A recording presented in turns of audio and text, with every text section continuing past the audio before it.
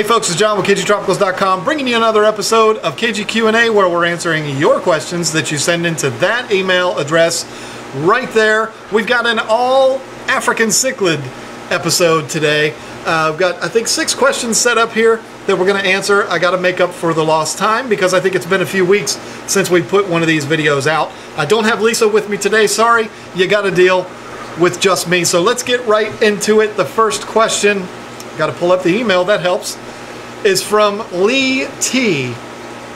Hey, this is King Lee the Third. I know you mentioned ways to reduce aggression in all African cichlid tanks with haps and peacocks, but what if you already have a serial killer in the tank, which I believe is probably the OB peacock, and then he puts in parentheses, because they usually are. Not true. Will the plan still work, or do you suggest removing the particular fish from the community? If I stick to the method you mentioned a few times, should I go for broke and completely overfill with new fish of the same size? I am ready to figure this out before losing another fish, thanks. Unfortunately, this email was sent back in 2013 on December 31st. I hope you've gotten this figured out by now, Lee. I apologize for it taking so long. I'm not going to address the whole OBs are mean thing. I'm not going to get into that. What I wanted to talk about when it comes to this particular question is, you know what? Sometimes you have a fish that can't be fixed.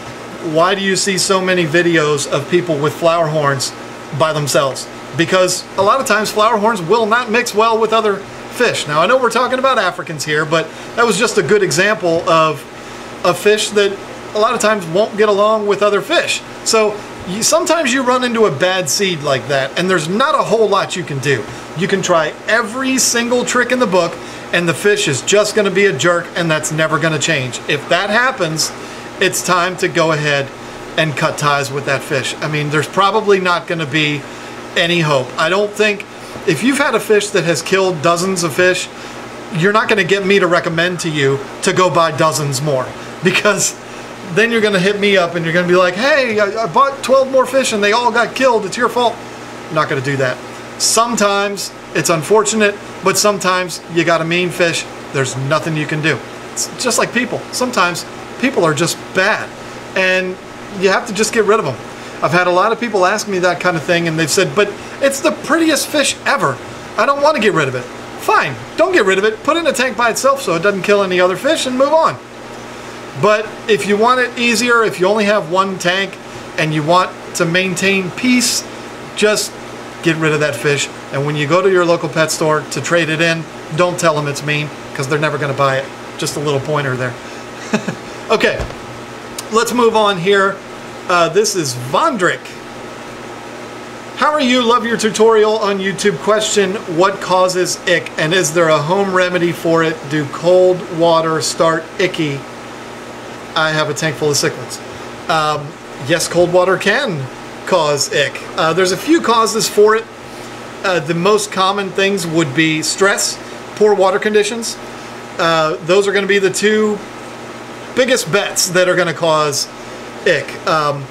It's basically anything that's going to drop your fish's immune system.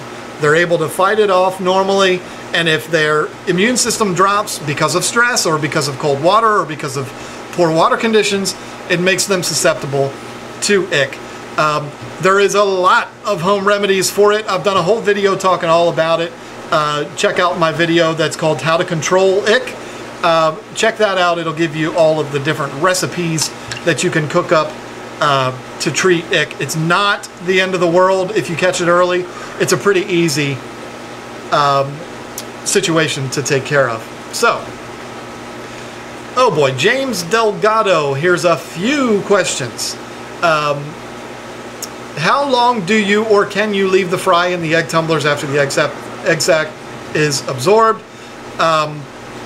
Why do you want to wait? I mean, when the egg sac's gone, put them in the tank.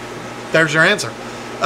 You can wait a couple more days, I guess, but you know, they're going to start getting hungry. So when that egg sac's gone, get them in their own tank, get them out of those egg tumblers. Where do you move the fry to when you take them out of the egg tumbler? It seems that if they are moved to a 10-gallon, it would be too large for them and they can't find the food and they would end up starving to death. No, that's not true. I always use 10-gallon tanks and it works perfectly fine. yeah, it does seem like you're putting them into something that's huge compared to them, but 10 gallons are perfectly fine. If you put them in something smaller, what are you going to put them in, a 2.5 gallon? And then a couple weeks later move them to a 5? Don't worry about all that. Throw them into the 10 gallon, they'll be perfectly fine. I've done it hundreds and hundreds of times. How often do you feed newly released fry to get them used to the food? If you want them to grow really fast, feed them a few times a day. Small meals, so they get it all. Should be good. How often do you clean the bottom of the tank? When it's dirty. Do you use a substrate in your fry tank, or do you leave them bare bottom?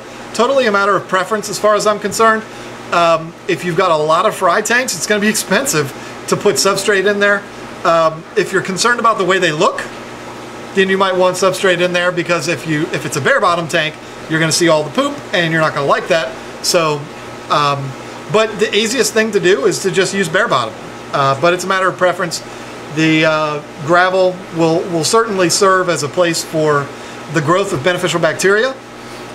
So if you're trying to cycle a new fry tank, substrate will certainly help with that. But it's not critical. You don't have to have it. Most of our fry tanks, when we first started, had no substrate at all. So hope that helps you. Tomek, I'm not going to try your last name, sir. My name is Tom from Poland. I have Cyanochromis freyeri iceberg and Libidochromis caerulleus yellow. I have a 120 gallon tank. I would like to put in my tank Nimbochromis venustus, 1 male and 2 or 3 females, and Nimbochromis livingstoni. If my tank is too small to venustus and livingstoni, what do you think about my idea? A 125 gallon tank, or 120 gallon tank, is certainly not too small for venustus or livingstoni.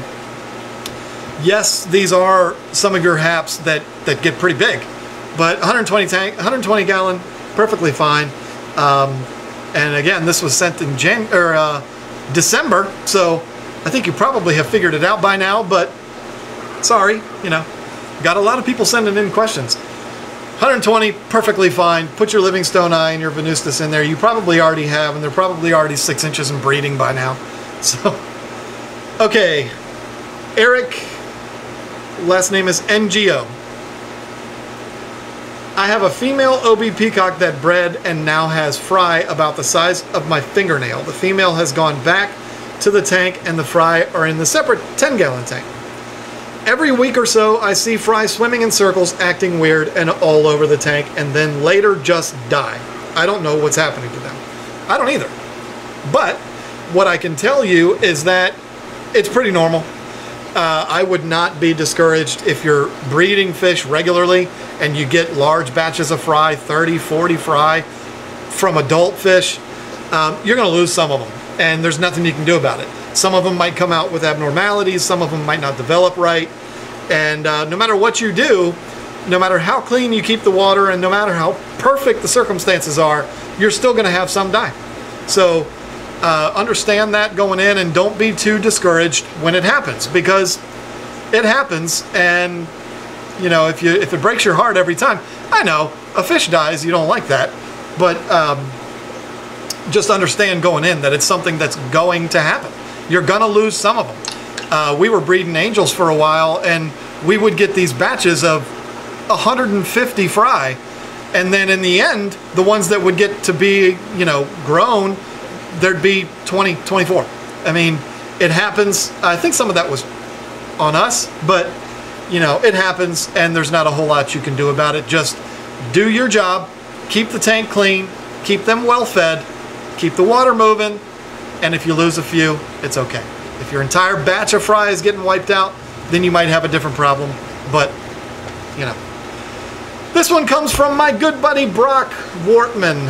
I have not read this yet, so it's probably about hope all is well and you found another supplier. This is a long time ago he sent this. Enjoying playing Clash of Clans with you and your other clanmates. I have an extremely important question to ask. Level 5 archers or level 5 giants? Oh, my barbarian king will be level 4 first. No, I don't think it was. I'm pretty sure I got to level 4 first. This is funny. Not only because he's asking a Clash of Clans question on KGQandA, but also because Brock and I, we compete with each other on that game. We have a lot of fun with it, and both of us have since upgraded our giants and archers to level 6. So shows you how old this question is. But Brock, I appreciate it. That was good fun. And that is going to be the last one. What do you think? 1054? Let's wing it. Let's wing it and let's pick another one. We'll get one here that was more recent. Listen to Jack White's new album on iTunes. That's not a question. All right, this one will be a quick one because I don't know the answer. I mean, I'm not going to just ignore it. Hi, John. Love your series. What do you think about aquaponics? Can I grow vegetables on my African 200-gallon cichlid tanks? He's got a link here. Don't know how that's going to translate to a Q&A series, but think small scale. I don't say my name because you can't say it. Sorry for bad English. I'm actually sorry that I read this question, and I don't mean any disrespect to you, but the reason why I'm sorry is because I know absolutely nothing about aquaponics. We do have people that come in and ask about it, but they don't get any information about it from me because I don't know anything about aquaponics. So unfortunately, I can't help you there, and I just wasted some time on this video, and I apologize about that. But you know what? I'm not going to just intentionally ignore people's questions. There's 383 still left to answer, so hopefully I get to them all. But anyway, this has been fun, an all African cichlid and Clash of Clans episode of KGQandA. I've had a good time with it. I hope you've enjoyed it.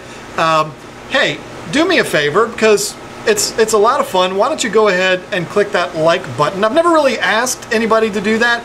And click that subscribe button too, because I kind of want to, you know, start to see some results here from being able to do more videos, because we're in here full time and closed to the public. So I'm going to be putting out a whole lot more of these. So I really want to see those subscribers go up and the likes go up. So help me out with that. Send those in for me. I appreciate it very much. And thank you for watching. We will see you on the next episode.